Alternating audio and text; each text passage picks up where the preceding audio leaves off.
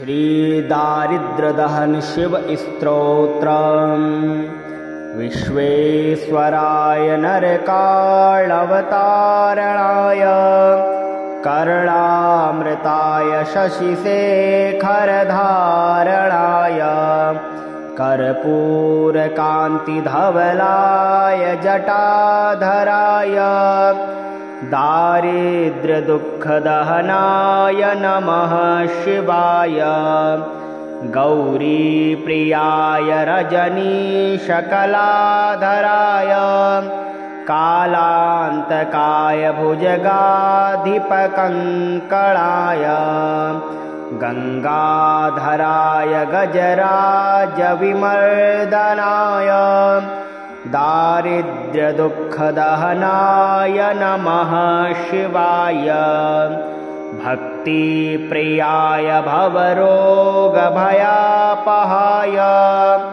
उग्राय दुर्गभवसागरतारणाय ज्योतिर्मयाय गुणनामसुनृत्यकाय दारिद्र्यदुःखदहनाय नमः शिवाय।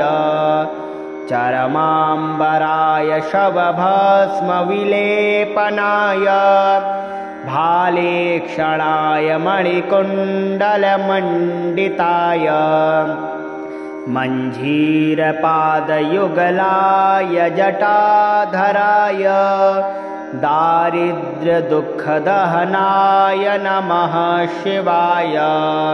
पञ्चाननाय फलिराजविभूषणाय हेमांसुकाय भुवनत्रयमण्डिताय आनन्दभूमिवरदाय तमोमयाय दारिद्र्यदुःखदहनाय नमः शिवाय। भानुप्रियाय भवसागरतारणाय कालान्तकाय कमलासनपूजिताय नेत्रत्रयाय शुभलक्षणलक्षिताय दारिद्र्यदुःखदहनाय नमः शिवाय। रामप्रियाय रघुनाथवरप्रदाय नागप्रियाय नरकार्णवतारणाय पुण्येषु पुण्यभरिताय सुरार्चिताय दारिद्र्यदुःखदहनाय नमः शिवाय। मुक्तेश्वराय फलदाय गणेश्वराय गीताप्रियाय वृषभेश्वरवाहनाय मातङ्गचर्मवसनाय महेश्वराय दारिद्र्यदुःखदहनाय नमः शिवाय। वसिष्ठेन कृतं स्तोत्रम् सर्वरोगनिवारणं सर्वसम्पत्करं शीघ्रं पुत्रपौत्रादिवर्धनं त्रिसन्ध्यं यः पठे नित्यं स हि स्वर्गमवाप्नुयात्। विश्वेश्वराय नरकाळवतारणाय कर्णामृताय शशिशेखरधारणाय कर्पूरकान्तिधवलाय जटाधराय दारिद्र्यदुःखदहनाय नमः शिवाय। गौरीप्रियाय रजनीशकलाधराय कालान्तकाय भुजगाधिपकङ्कणाय गङ्गाधराय गजराजविमर्दनाय दारिद्र्यदुःखदहनाय नमः शिवाय। भक्तिप्रियाय भवरोगभयापहाय उग्राय दुर्गभवसागरतारणाय ज्योतिर्मयाय गुणनामसुनृत्यकाय दारिद्र्यदुःखदहनाय नमः शिवाय चरमाम्बराय शवभस्मविलेपनाय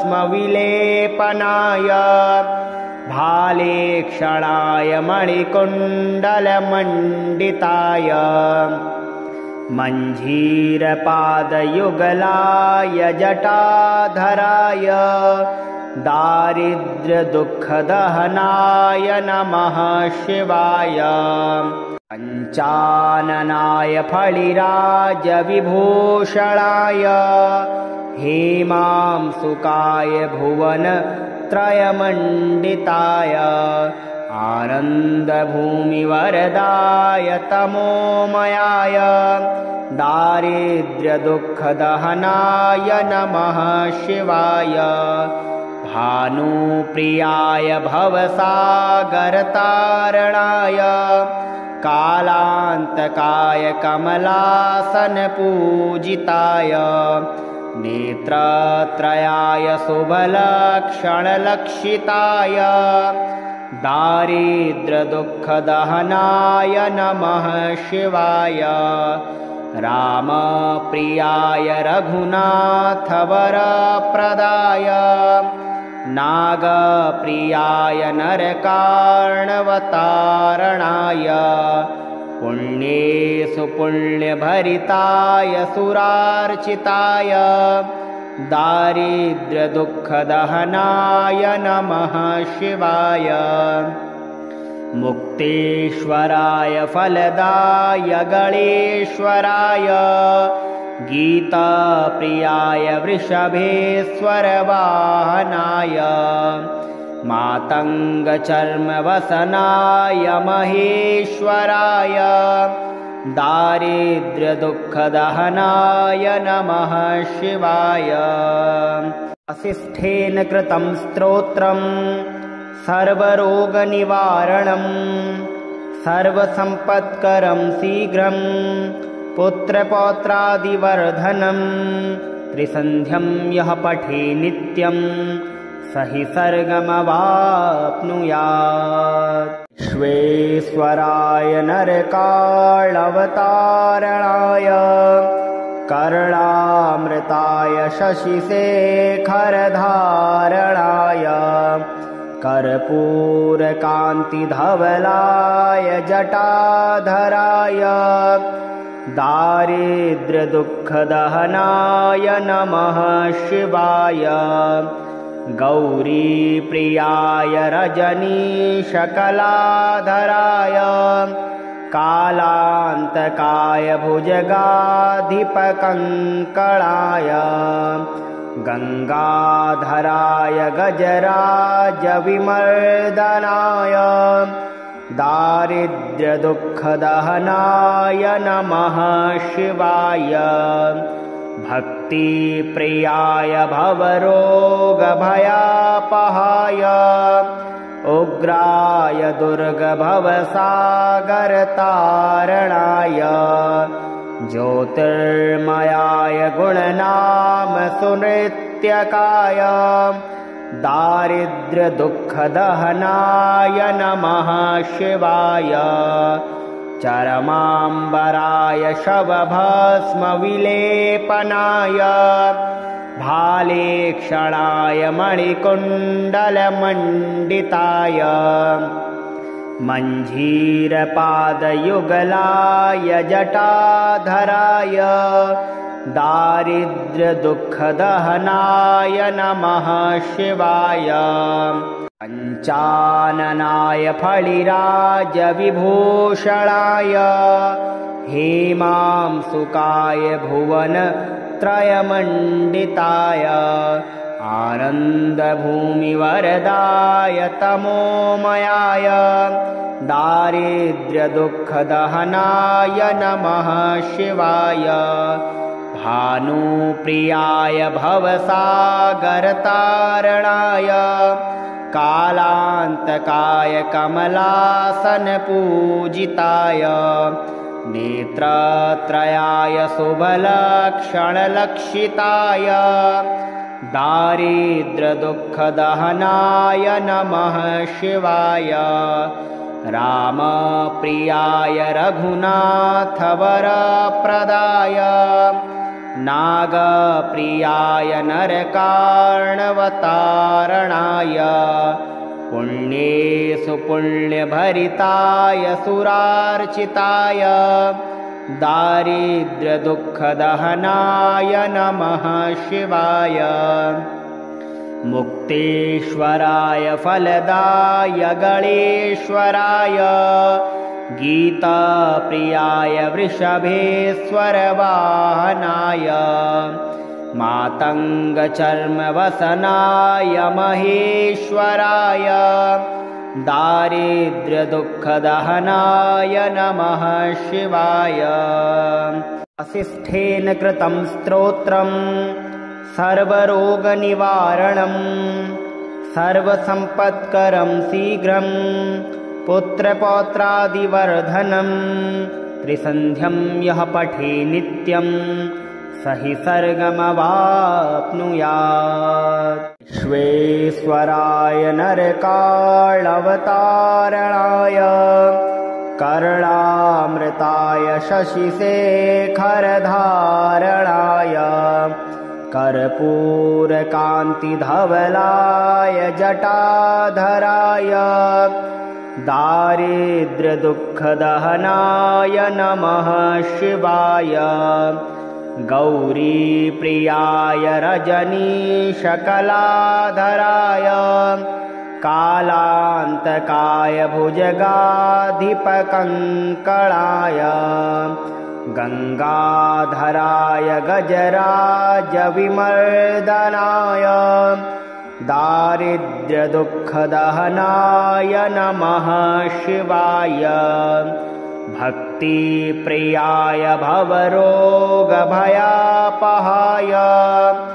उग्राय दुर्गभवसागरतारणाय ज्योतिर्मयाय गुणनाम सुनृत्यकाय दारिद्र्यदुःखदहनाय नमः शिवाय। चरमाम्बराय शवभस्मविलेपनाय भालेक्षणाय मणिकुण्डलमण्डिताय मञ्जीरपादयुगलाय जटाधराय दारिद्र्यदुःखदहनाय नमः शिवाय। पञ्चाननाय फणिराजविभूषणाय हेमांसुकाय भुवनत्रयमण्डिताय आनन्दभूमिवरदाय तमोमयाय दारिद्र्यदुःखदहनाय नमः शिवाय। भानुप्रियाय भवसागरतारणाय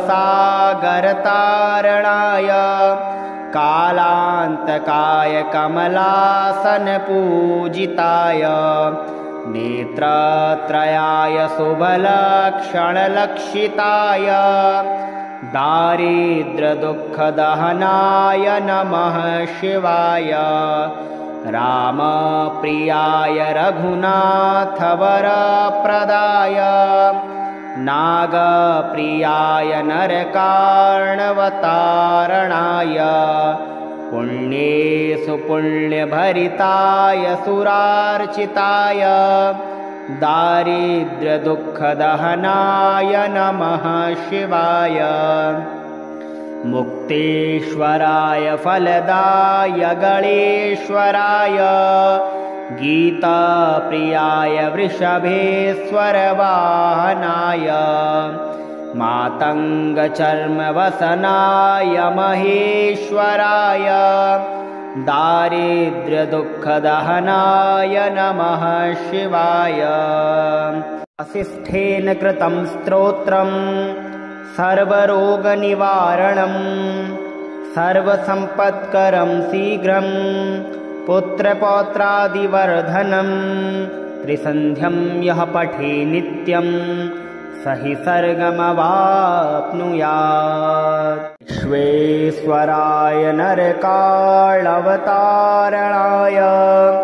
कर्णामृताय शशिशेखरधारणाय कर्पूरकान्तिधवलाय जटाधराय दारिद्र्यदुःखदहनाय नमः शिवाय गौरीप्रियाय रजनीशकलाधराय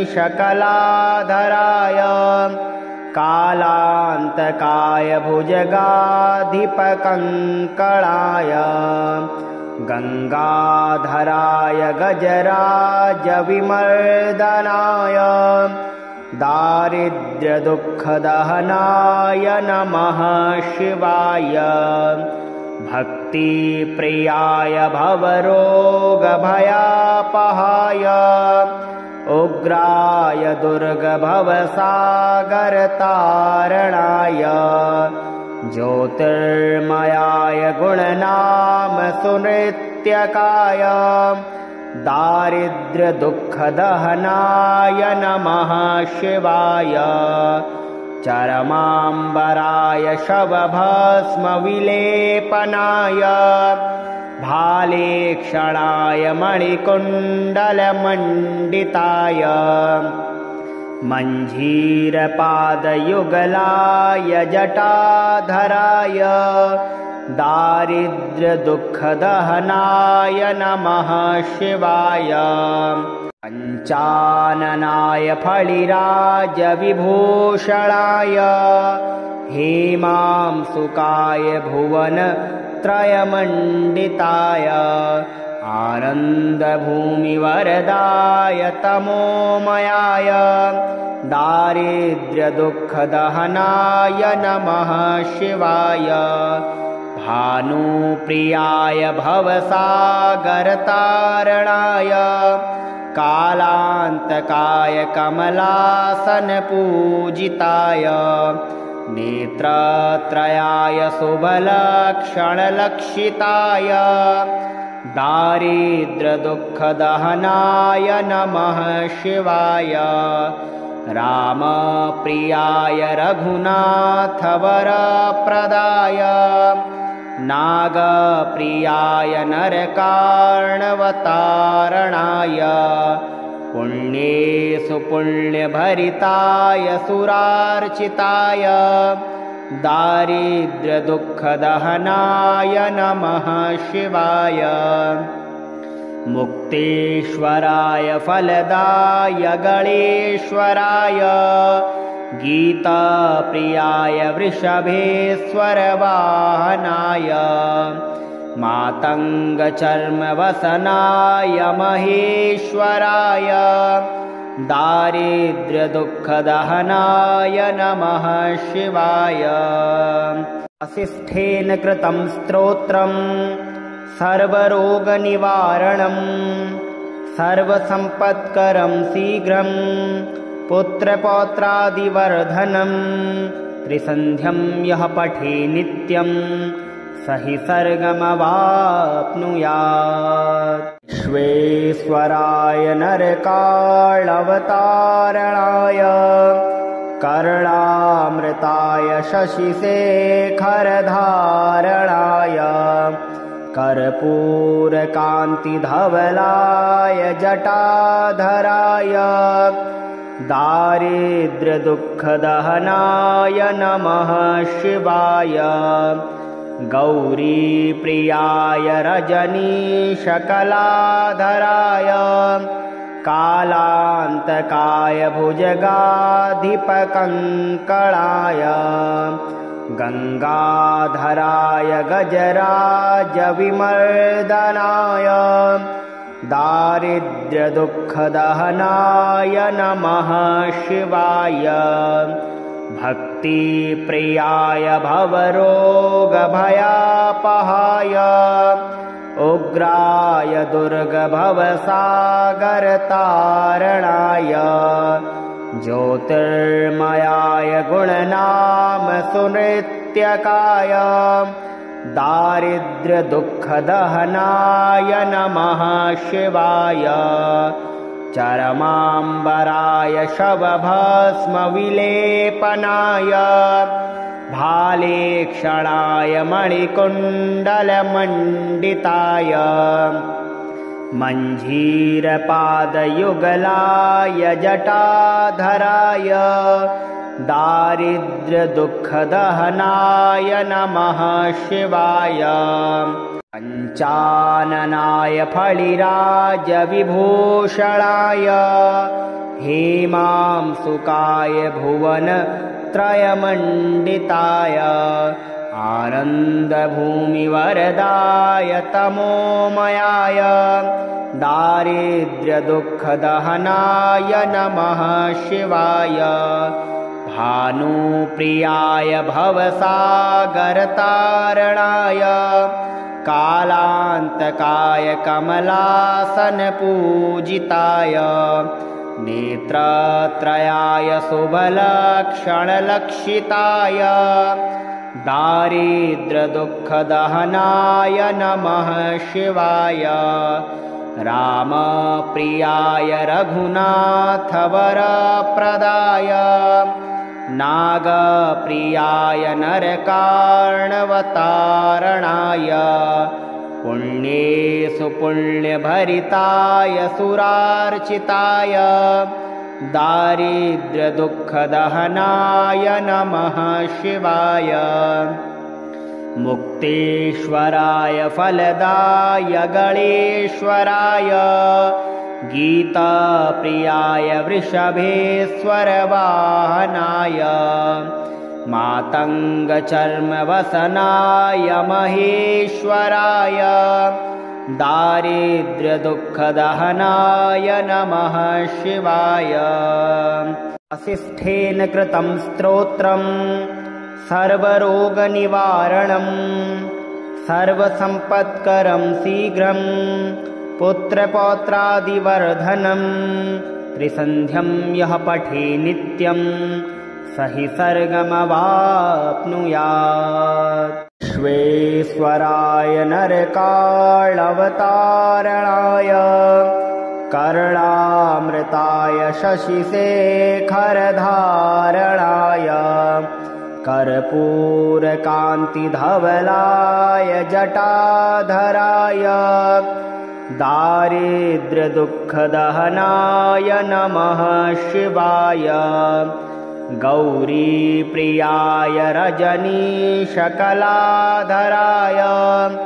कालान्तकाय भुजगाधिपकङ्कणाय गङ्गाधराय गजराजविमर्दनाय दारिद्र्यदुःखदहनाय नमः शिवाय भक्तिप्रियाय भवरोगभयापहाय उग्राय दुर्गभवसागरतारणाय ज्योतिर्मयाय गुणनामसुनृत्यकाय दारिद्र्यदुःखदहनाय नमः शिवाय चरमाम्बराय शवभस्मविलेपनाय भालेक्षणाय मणिकुण्डलमण्डिताय मञ्जीरपादयुगलाय जटाधराय दारिद्र्यदुःखदहनाय नमः शिवाय पञ्चाननाय फणिराजविभूषणाय हेमांसुकाय भुवनत्रयमण्डिताय आनन्दभूमिवरदाय तमोमयाय दारिद्र्यदुःखदहनाय नमः शिवाय भानुप्रियाय भवसागरतारणाय कालान्तकाय कमलासनपूजिताय नेत्रत्रयाय शुभलक्षणलक्षिताय दारिद्र्यदुःखदहनाय नमः शिवाय रामप्रियाय रघुनाथवरप्रदाय नागप्रियाय नरकार्णवतारणाय पुण्येषु पुण्यभरिताय सुरार्चिताय दारिद्र्यदुःखदहनाय नमः शिवाय। मुक्तेश्वराय फलदाय गणेश्वराय गीताप्रियाय वृषभेश्वरवाहनाय मातङ्गचर्मवसनाय महेश्वराय दारिद्र्यदुःखदहनाय नमः शिवाय। वसिष्ठेन कृतं स्तोत्रम् सर्वरोगनिवारणं सर्वसम्पत्करं शीघ्रं पुत्रपौत्रादिवर्धनं त्रिसन्ध्यं यः पठे नित्यं स हि स्वर्गमवाप्नुयात्। विश्वेश्वराय नरकाळवतारणाय कर्णामृताय शशिशेखरधारणाय कर्पूरकान्तिधवलाय जटाधराय दारिद्र्यदुःखदहनाय नमः शिवाय। गौरीप्रियाय रजनीशकलाधराय कालान्तकाय भुजगाधिपकङ्कणाय गङ्गाधराय गजराजविमर्दनाय दारिद्र्यदुःखदहनाय नमः शिवाय। भक्तिप्रियाय भवरोगभयापहाय उग्राय दुर्गभवसागरतारणाय ज्योतिर्मयाय गुणनाम सुनृत्यकाय दारिद्र्यदुःखदहनाय नमः शिवाय। चरमाम्बराय शवभस्मविलेपनाय भालेक्षणाय मणिकुण्डलमण्डिताय मञ्जीरपादयुगलाय जटाधराय दारिद्र्यदुःखदहनाय नमः शिवाय। पञ्चाननाय फणिराजविभूषणाय हेमांसुकाय भुवनत्रयमण्डिताय आनन्दभूमिवरदाय तमोमयाय दारिद्र्यदुःखदहनाय नमः शिवाय। भानुप्रियाय भवसागरतारणाय कालान्तकाय कमलासनपूजिताय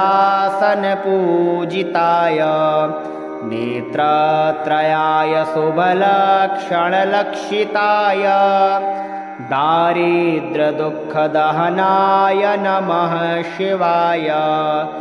रामप्रियाय रघुनाथवरप्रदाय नागप्रियाय नरकार्णवतारणाय पुण्येषु पुण्यभरिताय सुरार्चिताय दारिद्र्यदुःखदहनाय नमः शिवाय।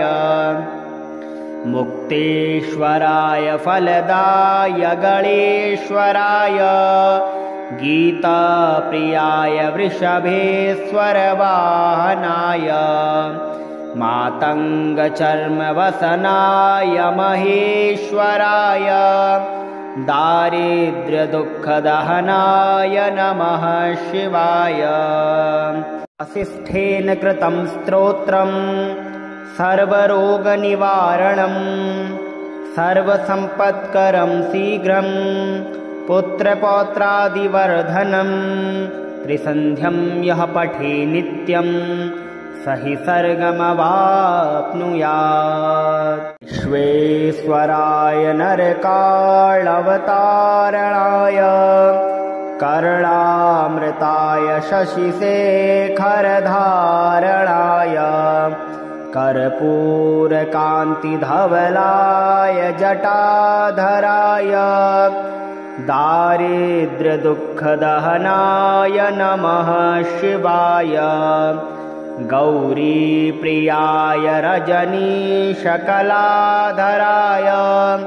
कालान्तकाय भुजगाधिपकङ्कणाय गङ्गाधराय गजराजविमर्दनाय दारिद्र्यदुःखदहनाय नमः शिवाय भक्तिप्रियाय भवरोगभयापहाय उग्राय दुर्गभवसागरतारणाय ज्योतिर्मयाय गुणनाम सुनृत्यकाय दारिद्र्यदुःखदहनाय नमः शिवाय चरमाम्बराय शवभस्मविलेपनाय भालेक्षणाय मणिकुण्डलमण्डिताय मञ्जीरपादयुगलाय जटाधराय दारिद्र्यदुःखदहनाय नमः शिवाय पञ्चाननाय फणिराजविभूषणाय हेमांसुकाय भुवनत्रयमण्डिताय आनन्दभूमिवरदाय तमोमयाय दारिद्र्यदुःखदहनाय नमः शिवाय भानुप्रियाय भवसागरतारणाय कालान्तकाय कमलासनपूजिताय नेत्रत्रयाय शुभलक्षणलक्षिताय दारिद्र्यदुःखदहनाय नमः शिवाय रामप्रियाय रघुनाथवरप्रदाय नागप्रियाय नरकार्णवतारणाय पुण्येषु पुण्यभरिताय सुरार्चिताय दारिद्र्यदुःखदहनाय नमः शिवाय मुक्तेश्वराय फलदाय गणेश्वराय गीताप्रियाय वृषभेश्वरवाहनाय मातङ्गचर्मवसनाय महेश्वराय दारिद्र्यदुःखदहनाय नमः शिवाय वसिष्ठेन कृतं स्तोत्रम् सर्वरोगनिवारणं सर्वसम्पत्करं शीघ्रं पुत्रपौत्रादिवर्धनं त्रिसन्ध्यं यः पठे नित्यं स हि सर्गमवाप्नुयात्। विश्वेश्वराय नरकाळवतारणाय कर्णामृताय शशिशेखरधारणाय कर्पूरकान्तिधवलाय जटाधराय दारिद्र्यदुःखदहनाय नमः शिवाय गौरीप्रियाय रजनीशकलाधराय कालान्तकाय भुजगाधिपकङ्कणाय गङ्गाधराय गजराजविमर्दनाय दारिद्र्यदुःखदहनाय नमः शिवाय भक्तिप्रियाय भवरोगभयापहाय उग्राय दुर्गभवसागरतारणाय ज्योतिर्मयाय गुणनाम सुनृत्यकाय दारिद्र्यदुःखदहनाय नमः शिवाय चरमाम्बराय शवभस्मविलेपनाय भालेक्षणाय मणिकुण्डलमण्डिताय मञ्जीरपादयुगलाय जटाधराय दारिद्र्यदुःखदहनाय नमः शिवाय। पञ्चाननाय फलिराजविभूषणाय हेमांसुकाय भुवनत्रयमण्डिताय आनन्दभूमिवरदाय तमोमयाय दारिद्र्यदुःखदहनाय नमः शिवाय। भानुप्रियाय भवसागरतारणाय कालान्तकाय कमलासनपूजिताय नेत्रत्रयाय शुभलक्षणलक्षिताय दारिद्र्यदुःखदहनाय नमः शिवाय। रामप्रियाय रघुनाथवरप्रदाय नागप्रियाय नरकार्णवतारणाय पुण्येषु पुण्यभरिताय सुरार्चिताय दारिद्र्यदुःखदहनाय नमः शिवाय। मुक्तेश्वराय फलदाय गणेश्वराय गीताप्रियाय वृषभेश्वरवाहनाय मातङ्गचर्मवसनाय महेश्वराय दारिद्र्यदुःखदहनाय नमः शिवाय। वसिष्ठेन कृतं स्तोत्रम् सर्वरोगनिवारणं सर्वसम्पत्करं शीघ्रं पुत्रपौत्रादिवर्धनं त्रिसन्ध्यं यः पठे नित्यं स हि स्वर्गमवाप्नुयात्।